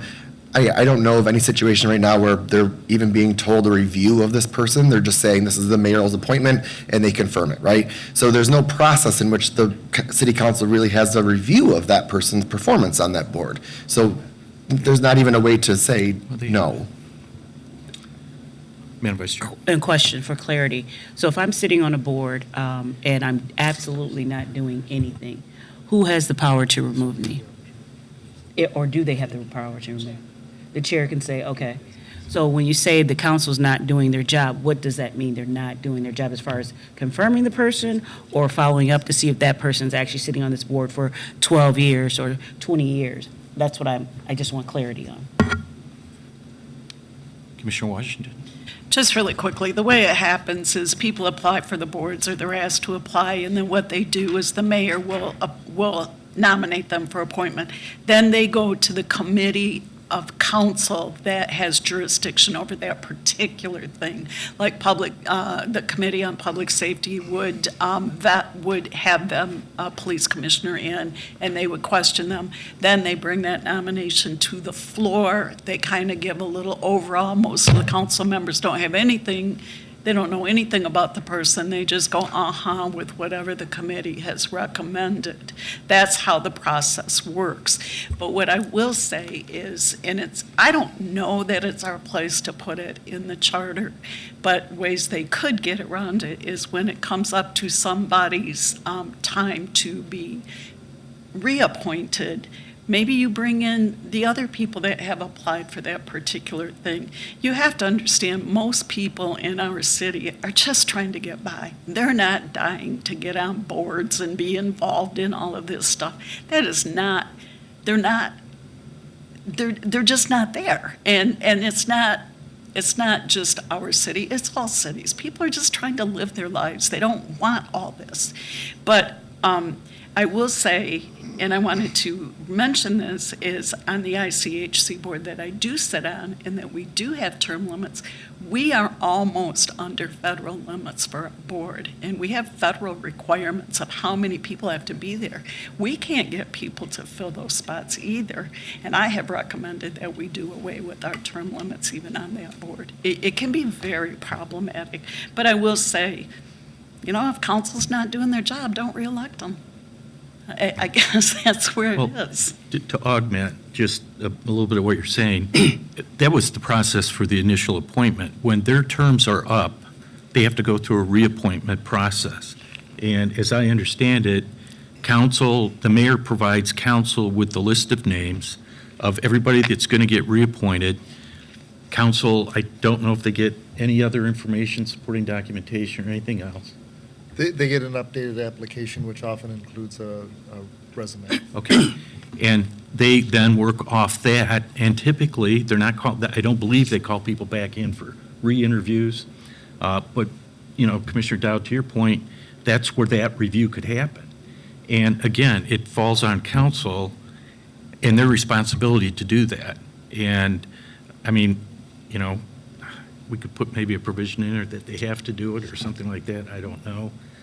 But, it's another one of those things that we're finding. I have Commissioner Lopez and then. Just to share something that happened when I was on the police commission. We met with the mayor, the governmental relations committee, met with the mayor and with council on the public safety committee. And one of the things that they wanted to see was to see the commission in the community. So we scheduled meetings in the community centers, which had probably never had been done. Also, we were almost to a point that we were going to give just report to the public safety committee, public safety committee, quarterly, if not twice a year. So we were in the process of putting together a report, some type of report, working with the chief of police. The police department had a different system that they were going to bring in for recording complaints and everything. So we got stuck on that one. The police department is putting together a new process, a new system. But the point was that the Public Safety Committee wanted to hear, from the Police Commission, at least on a quarterly basis or biannually, twice a year, just to keep them, informed. So I think council can do that. I mean, but, it takes, again, I guess, willingness for council members. There's other boards that council have committees for. So I think that communication was really well received. We weren't able to move on it as quickly as we could, but we at least moved the meetings, 4 of the 6, out to the community. And then again, people were not really used to having the police commission at the community. So it wasn't very well attended in some places, others that were very well attended. So, I mean, those are things can happen. Madam Vice Chair. And this is all the last comment I have. I was on the board for 12 years, and I never went through a reappointment process. I just kept showing up, and then I resigned when my job went in a different direction. So just to say that. I think we should probably go through the language on 5-103 and maybe it does talk about appointments, and then when the vacancies are coming up, there's really not any language that talks about reappointments. And instead of dealing with term limits, we can talk about the reappointment process and the responsibilities of the parties and what has to happen on that. So why don't we come back to that next week, and we'll talk about that process with some language. Kristen, if you could burn some more midnight oil. Kristen's reappointment process? Yeah. Is there some guidance about what you would like to see in the language? So it's probably not automatic. It has to, mayor has to do it, has to be reconfirmed by council. Do you want to hear? There's a reapplication or an application that would have to be filled out, have to be submitted. Maybe the mayor can, have the responsibility to reach out to the appointee or the reappointee. They submit an application. The mayor makes a recommendation and sends the documentation, and the individual or refers it to the council, and then council can do with it what it wants in terms of affirming it. And this would be, I think, get to the issue of if someone has served 20 years on a board and, they want to remove them, council can do that. Council can say no. So that's kind of the process. Commissioner Boyd. At one point, we were talking about giving the council more say as to who serves on boards and commissions. Right now, the mayor makes a recommendation, the council approves or doesn't approve. Your mic's not on. And we talked about maybe the council putting forth names, maybe 2 names, and then those names, along with the mayor's list, would be made public, and then the mayor would make an appointment. So the council would have a little bit more say as to who gets appointed.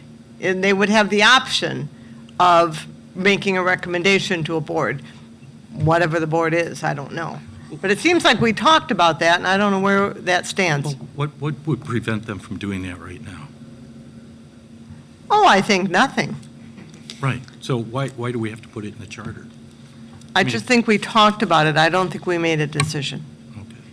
Well, yeah, I know we didn't. Commissioner Cooey.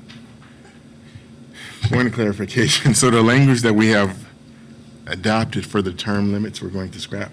We've not adopted that. That was proposed language for tonight. That's what I'm saying. So are we going to now do away with that and put more teeth on what the city council should be doing in their role? That was a recommendation. I think if we could get some language to look at that, that's just my sense of what I was hearing in Right, terms of that's what people. I think you're right, clarifying. Mr. Chairman. I think we talked about putting a hold on this term limit language and focusing, rather than on term limits, but more importantly, the Process. reappointment process. The appointment, okay. Commissioner Bauer. And also, many of us have been on boards where we just kept going and going and going. And so I think a reappointment process would also really behoove the person who's been appointed. They would have to, every 4 years, really think about rather than just going for, oh, I'll do it. They would have to think about, is this something that I want to continue doing? So I think there's some real merit in making that a more important part of this process. Other comments?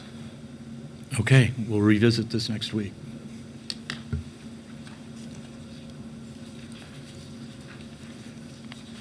The last point on the memo I prepared, I did not, or actually, no, I haven't gotten that far yet. Where am I? Hold on. So we're just down at the bottom of page 9, just kind of going through. There was a discussion about mayoral appointments and just what is the process for appointing to boards generally. We did not provide any language, but there was some question about what do other cities do.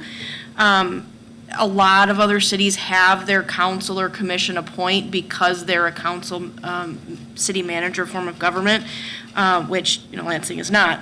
So what we did was we actually looked at the city of Detroit, which is another large, strong mayor form of government, and there was actually several different methods of which a board can be appointed, and I didn't have to look any farther than the Detroit Charter for different options. So I just kind of laid some of that out for you to look at and consider to see if any of this is some, just to kind of facilitate your discussion.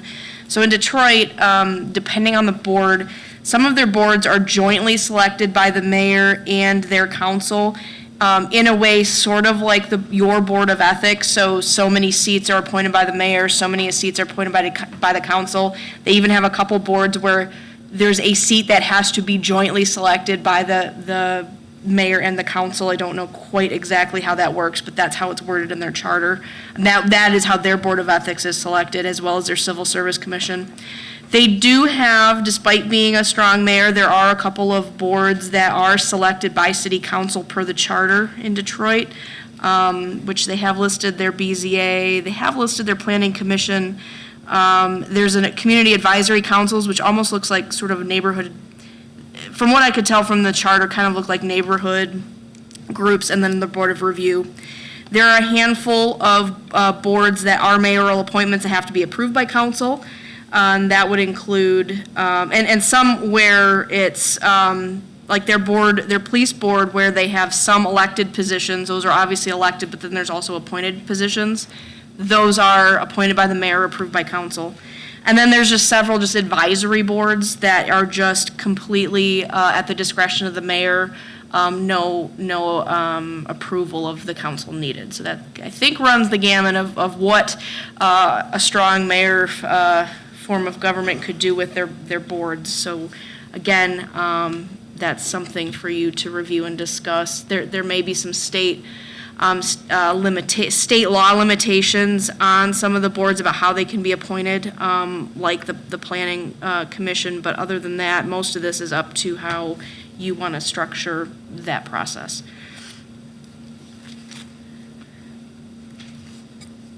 Discussion? Anyone? Okay, moving on. I have an opinion. Surprise. You? Yeah. I like the idea of what Commissioner Adam Simon said as how the ethics board is chosen. I like the mayor picks some, the council picks some, because I have tired long ago of, somebody's on this board and golly gee, 2 months later, they're running for council. I'm so tired of the politics. And so I think that way, it just includes everybody. Other comments? Looking at me. Well, the ethics board, how it's done, the ward representative appoints someone or recommends someone, and they still have to be confirmed by the whole board, but then the mayor appointed all the at-large members. So that was the only board that's different than all of the other board and commission. And I just assumed that's how everybody was appointed. It just seems fair, because you're picking a representative out of your ward, whereas you may not have that opportunity if you do it this other way. But with the strong mayor system, I do understand that, it lessens his power, but Board of Ethics was pretty important to me, so that's my say. Other comments, questions? Commissioner Anderson. I I also support that, so if anyone ever wanted to put forth a motion, I would support that. Also, we talked last time about adding in the charter that applicant name should be public for the boards and commissions. And I don't know if we specified this, but city council should also have access to all applications, the entirety of the application. And that should be put in the actual charter. So if we could get some language on that, that would be great. I'd second that. Right, and I believe that President Koss said that they're demanding that now, or they will not approve. They need to see all applications, everybody that applies, so. I just think I think that's great, but I think adding it in the actual charter so that it doesn't matter who's mayor, who's on council, it's just required. Okay, other questions, comments? Okay. 5-105?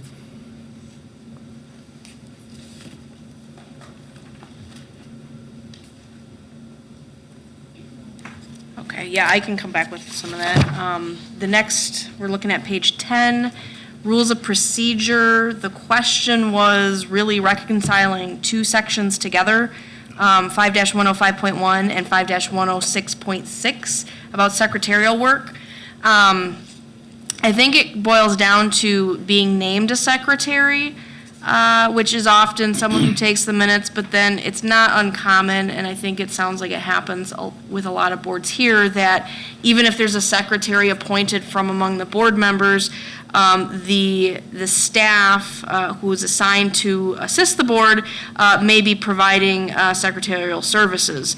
So, I mean, just to be clear, I don't necessarily see a conflict here, but just to be clear, one thing that we did propose is just adding to section 105.1 a new sentence: a board may select a secretary from outside its membership consistent with the provisions of 5-106.6, which would then just refer to providing secretarial services. So they could, instead of, they could specifically state someone within the membership, someone outside the membership could be their secretary to do that work, which, sounds like it already happens, and it doesn't, tend to violate any. I found it has some precedence for doing that in Robert's rules, that can be permitted, so. Excuse me, are there questions? Commissioner Washington? I guess my sticking point is in 5-105, it says secretary who shall take the minutes. In 106.6, they shall supply the necessary secretarial services. I don't think.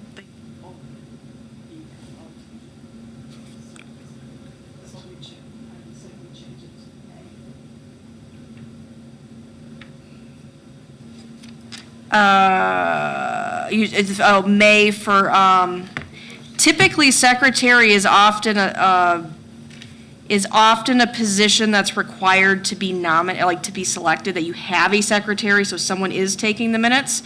So it says that, it's from their own officers, but you can add, you may select a secretary from outside. So the general rule is shall from within your own ranks, but you may select outside if you have the officer providing the services.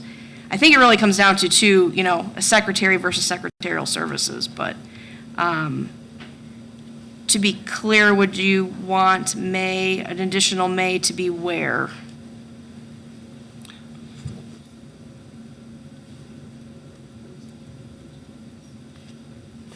My preference would be to scratch out that the board secretary takes the minutes and that the agency supplies the service, but I don't know how everybody else feels about that. Commissioner Kui? I guess a point of clarification. Right now, Chris, are you the one that takes the minutes for the meeting? Emery is the one that takes the minutes. Emery. So would we hire someone outside of your office for this position? I'm Or are we sorry? just making a clarification of who does it? Well, this is for boards and commissions, not the charter commission, so I'm not sure. Okay, so for boards, commissions, so are we saying each board would have a separate person hired Not to do hired. this? Or someone that currently states on there, I guess? Madam Vice Chair. I'll give an example for what you said on the DEI committee, and I know that Kim Coleman has to attend all those meetings, but who was taking the minutes for that meeting? So what we did for that? So what we did initially from the first meeting is we elected officers. Okay. So we elected a chair, vice chair, secretary, Yeah. person that was actually, she took the minutes, that was part of our board. That makes sense. So, okay. Commissioner Anderson. I think some other boards and commissions rely on what other city employee is there to assist with drafting agendas and taking minutes. And so I think that we're just saying, should the charter reflect the option of either appointing someone on the board to be the secretary to do those duties, or allow it to be a city employee to do that? Okay. Commissioner Washington. The boards I've been on, the secretary has never taken the minutes, like HRCS, Renee Freeman takes the minutes. Because typically, I mean, it's a skill. And so not everybody wants to be secretary to take those minutes. I just think we can just say, each board shall organize itself for the conduct of its business and select its own officers, period. And then let each officer determine who will take the minutes, or let each board determine who will take their minutes. I just don't think we have to have that in there, that the secretary of that board has to take the minutes. Well, in terms of the actual taking of the minutes, I mean, that was the focus. And I think there should be the option, I mean, what the charter requires is that the department person be there, has to attend the meetings, and they have to provide secretarial services. And so I think we want to make sure that we keep that option so that each one of these committees or boards has that option. Chris, did you? I think what Commissioner Washington suggested is actually very workable if you just leave it off at the word officers. So then with the other provision, secretarial services, depending on that board, could mean, now, we use an online system of posting them. So we post the minutes in an online system that a member of a board or commission is not going to have access to. So depending on the board, secretarial services could be the full preparing of the agenda, taking the minutes, posting them, doing the required postings and various things. Or if the board chooses to have a secretary who is a member who takes the minutes, maybe the secretarial services are scaled back from that. So I think what Commissioner Washington proposed actually kind of allows each board and commission to work in the way that works for them. And then the other, we would leave then 5-106.6 as is. Okay. So is that a motion? It is. Okay. So the motion is to amend 5-105.1 to insert a period after officers and delete the remaining part of that sentence. It's been moved and supported. Are there any other discussions? Commissioner Bauer? One question. So do we have elsewhere in here that boards and commissions have to take minutes? I mean, because I would think, yeah. It is in here. Okay, good. Because that would be the bigger, only reason I could see you need to delineate this. So that's. Commissioner Boyd. So I have a question. If we're going to put a period after its own officers, end of story, and then disregard everything else that's been proposed, is that what we're saying? Yes. Does that solve the problem? Yes, because then when you go to How? 5-106.6, Yeah. it then allows that particular board or commission to ask for necessary secretarial service. It doesn't have to be by the secretary that's been appointed at that board. Thank you. Everybody good? All those in favor say aye. Aye. Those opposed, passes. Okay, 5-105.4, notice of meetings. There was a request that the current language either refer to or incorporate the definition of what publish means as it's been kind of revised by the Charter Commission. We drafted it a little bit differently because the way that publish is worded in the definition that you all approved earlier, it says that you're going to publish, generally speaking, as it's stated specifically or as required by state law, and if not, then, and then it was the new language that was developed. There are certain things that these boards and commissions have to do that they may have state law requirements as to how notice is posted. So to sort of, I think, get at what I thought the intent was, we had recommended leaving the initial language that's already in place in point 4 there, but then adding, notice shall also be posted to the city's website and by any means determined by the city to achieve widespread dissemination to the general public in the city to inform on matters of municipal concerns. So because the original definition is sort of a catch-all, this says it's not a catch-all, it's do whatever you have to do as required by law, but also this, which I think, again, is consistent with the new language that was developed as well. So move. Second. Any discussion? Is there support? Been moved and support. Oh, okay. We should start calling this the Dowd Amendment. And just what? refer, I mean, Say what? that's where it came from, the Dowd Amendment. So, I mean, you were the one that raised it. I think back in the beginning, weren't you? No? I thought you did. I'm sorry. He's still on his honeymoon, so. All right. All right. Any other discussion? Hearing none. All those in favor say aye. Aye. Those opposed, passes. All right, 5-105.8, we're at the top of page 11 of your packet now. Approval of board rules. There was a discussion about building in a little more time between the time when a board submits its board rules for approval to the council and giving the council some time to lodge essentially some objections before they're sort of deemed accepted.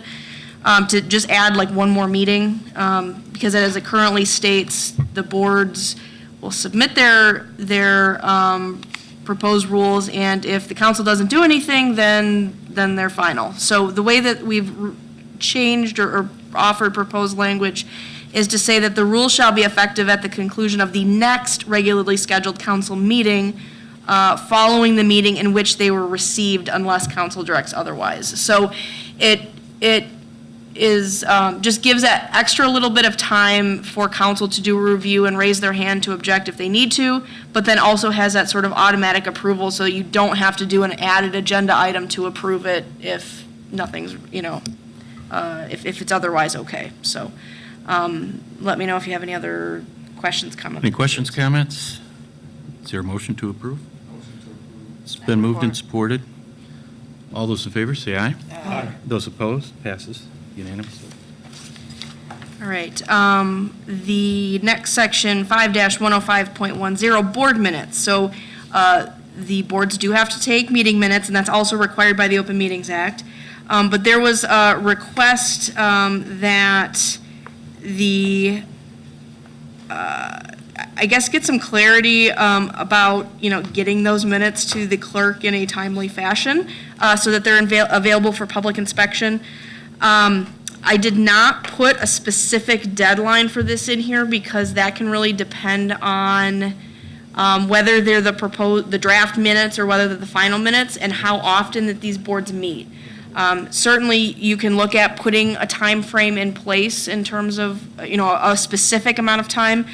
We did note that the Open Meetings Act does have some specific time frames for when draft meeting minutes and the final meeting minutes need to be publicly available.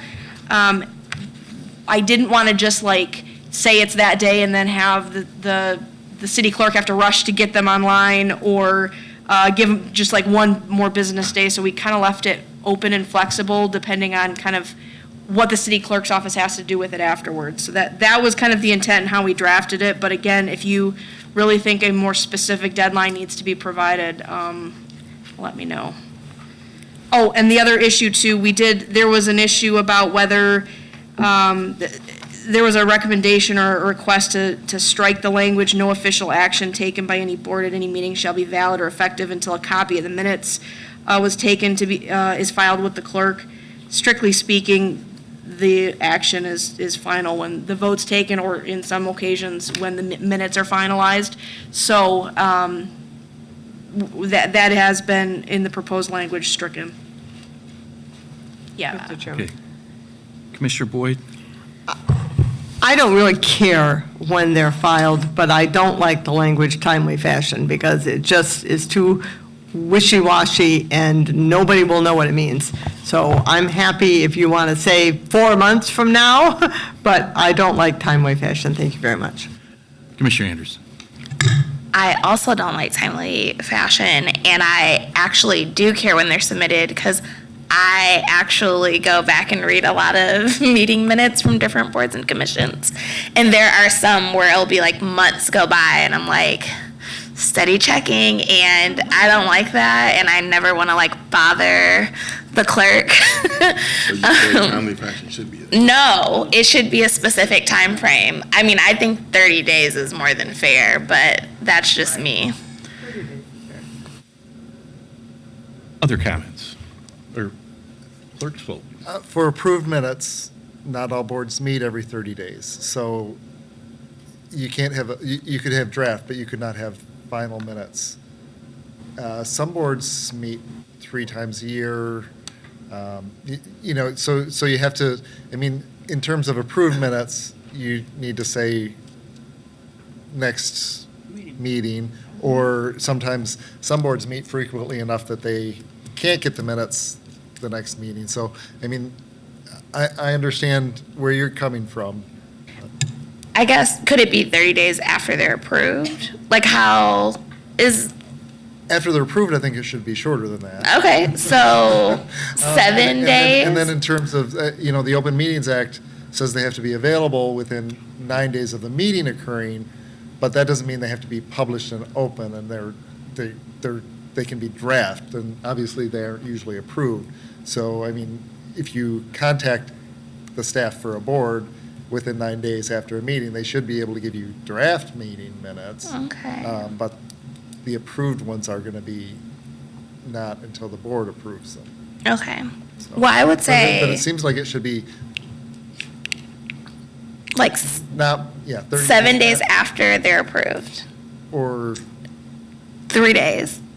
5 days. I think if you say business days, it makes it easier for people to understand, so, yeah, How many business days? 10. 10 business days. Thank you. I'm good. Sold.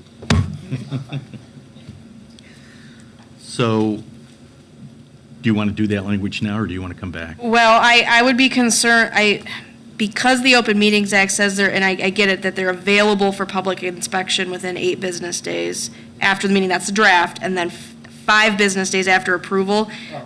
I would be, we could just go with that language. What I didn't want to do in drafting it is I didn't want to put the clerk's office in a bad position if they get it at like 4:59 on business day 5, and they're like, well, great, we can't upload it to our website or whatever.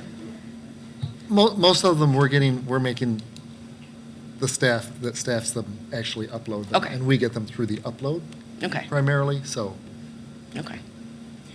So, do you want to come back with new language? So yes, I can. And does the 8 business days for draft and 5 business days, just straight up Open Meetings Act all sound? I'm seeing nods. Okay, all Works right. for me. Okay. Thank you.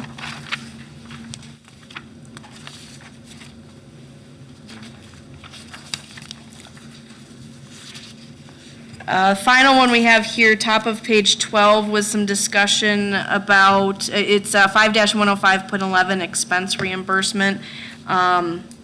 There was, I think, a request for some language just to clarify that, yes, board members serve without compensation, but they may be reimbursed for their actual necessary expenses. And this was specifically not something that city council has to approve, but it's something that could be budgeted for, or when we left in, or otherwise approved by city council to give that sort of, that out valve in case there's some additional thing outside the budget that may be appropriate and council can approve. So that language is just to clarify that expenses may be approved through the budget, not necessarily a specific request to the city council to reimburse for advisory board expenses. Are there any questions, comments? Is there a motion? It's Commissioner Washington. Can we put in here, shall serve without compensation or dinner? Somebody's getting dinner, we're not. All right, all right. I have an issue with board members eating on taxpayer dollars. It's my issue. All right. Any other questions, comments? Is there a motion to approve?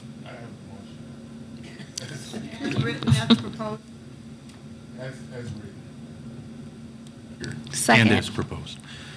So, it's been moved and supported. All those in favor say aye. Aye. Those opposed, it passes. Thank you, Kristen. Just a couple of other quick things on the Board of Water and Light 5-202.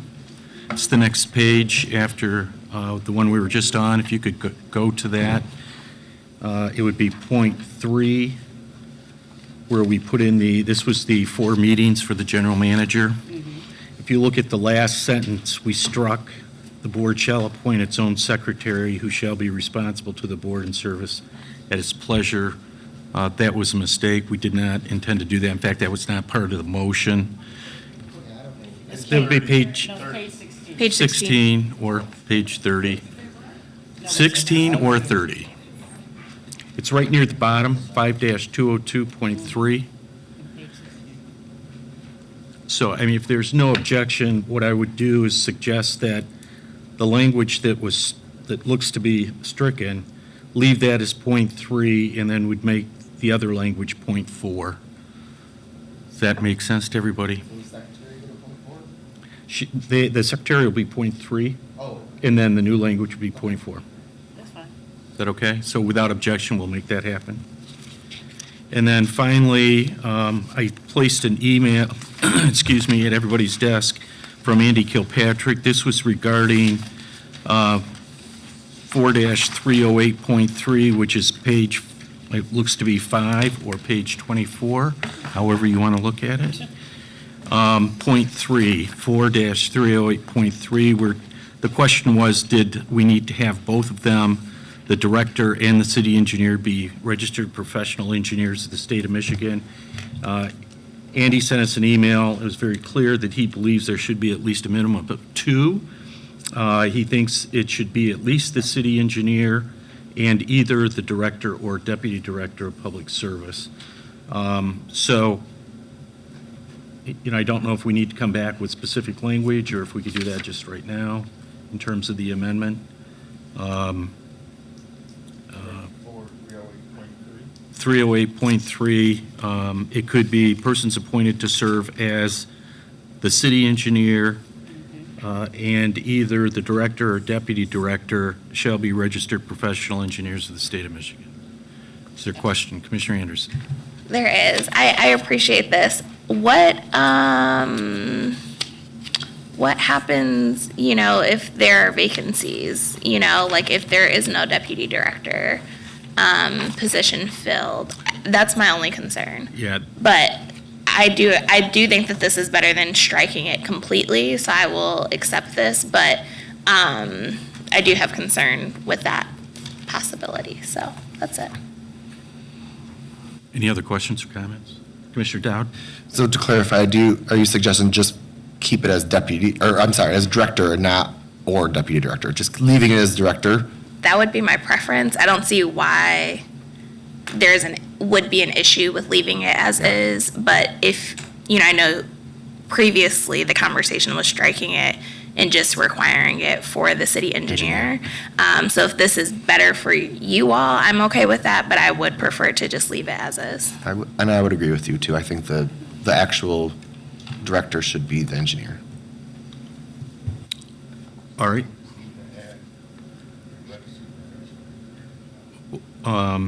Persons appointed to serve as director, we would leave it as is. So I'm going to make a motion to leave it as is. Okay. It's been moved and supported.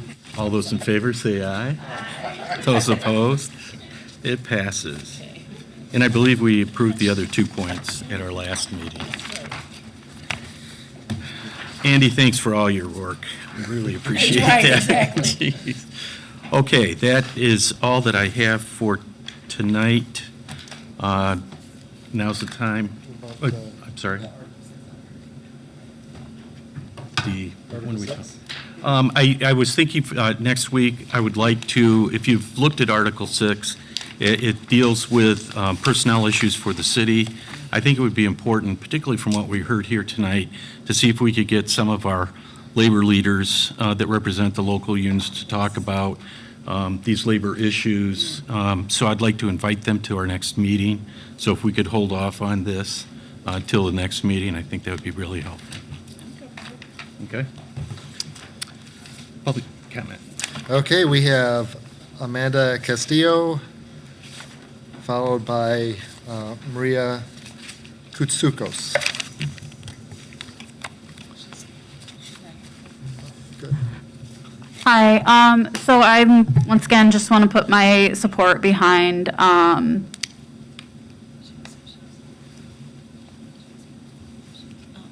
just waiting.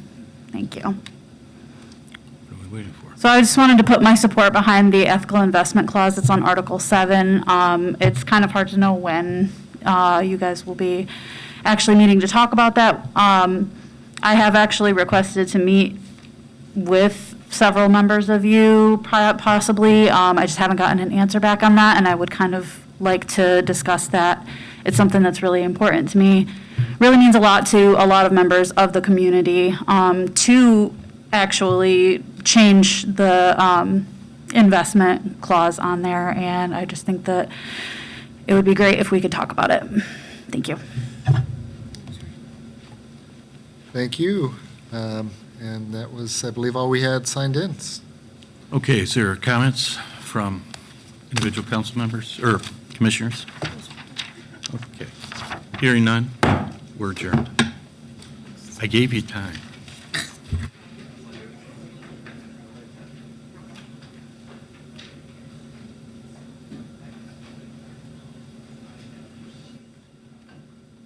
In this country, and therefore just being a Black person in the country, being a Black girl and then woman in the country, because I started to see other images and models and